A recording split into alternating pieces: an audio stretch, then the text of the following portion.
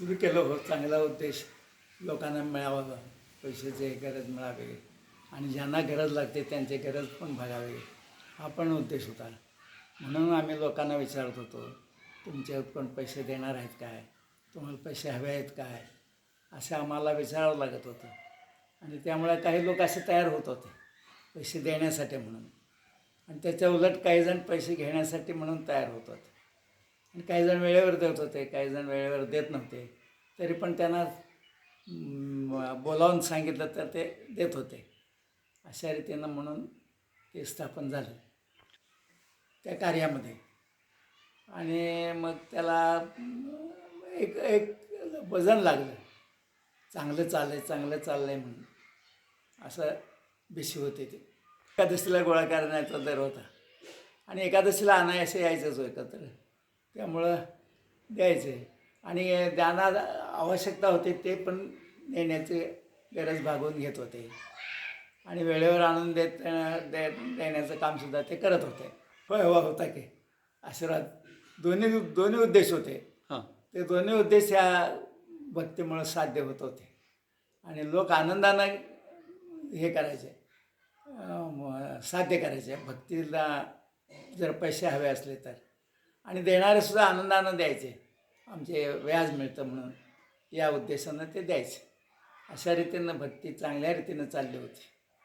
ते का पैसे मात्र कुणी बुडवले नाही. आणि ज्यांनी दिलेले होते त्यांनीसुद्धा ते वेळेवर परत करण्याची जणू काय त्याने ठरवून टाकलेलं होतं. त्यामुळे ते वेळेवर अगदी आणून द्यायचे पैसे आणि कुणाचे बुडवत नव्हते पैसे. त्यामुळे चांगल्या रीतीनं ती भिशी चाललेली होती. त्यामुळं लोकांच्या गरजा निघत होत्या हो. म्हणून लोक भिशीसाठी, त्या पैशासाठी भिशीमध्येच येत होते आणि देत होतो आम्ही भिसे, ज्यांना पैसे पाहिजे आहेत त्यांना. असं हे भिशीचं काम चालू होतं. वय रोजचं ग्रंथवाचन होतंच आणि संतांच्या पुण्याचं काम करण्यात आम्ही काय माघार घेत नव्हतो. संतांचा मोठेपणा जेवढा सांगता येईल तेवढा सांगण्याचा आम्ही प्रयत्न करत होतो. आणि लोक अगदी ते मनापासून ऐकत होते संतांचा मोठेपणा, आणि संत ते चांगलं काम करण्यात भाग घेत होते मनापासून. असं ते भिशी चाललेली होती. काळातली चांगली होते खरोखर.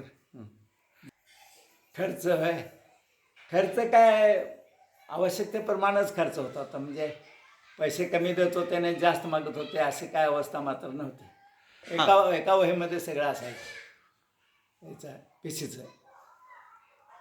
चांगलं लोकांनी सहकार्य पण चांगलं केलं भिशीला. आणि त्याच्या अगोदरसुद्धा होतं, परंतु ते असं इतकं व्यवस्थित चाललं नाही आणि लोकही एवढे येत नव्हते देवालयात. हे भिशीचं चालू झालं म्हटलं, लोक देवालयात वाढू लागले. स्त्रिया वाढू लागल्या, पुरुष वाढू लागले.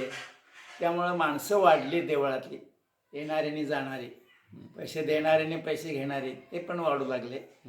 असे चांगल्या रीतीनं भिशी चालली होती. माणसांचं सहकार्य आणि पांडुरंगाचं आश्चर्य यामुळे त्या भिशीला खरोखर जोर आला होता आणि चांगली चालली होती. बऱ्याच लोकांचा भिशीवर विश्वास होता आणि त्या रीतीने ती चाललेली होती. या भिशीतले पैसे वापरताना चांगल्या कार्यासाठी आपल्याकडून ते वापरले जातील याची दक्षता ते भिशी घेणारे पाळत होते. त्यामुळं चांगल्या रीतीनं भिशी चालली होती आणि पैशाचे व्यवहारसुद्धा चांगल्या रीतीनं चाललेले होते. आपण ते चांगल्या रीतीनं चालू आहे. लोकांचे त्याला मागणं पण आहे आणि देत पण आहेत वेळेवर. त्यामुळे भिशी चांगल्या रीतीनं चालू आहे.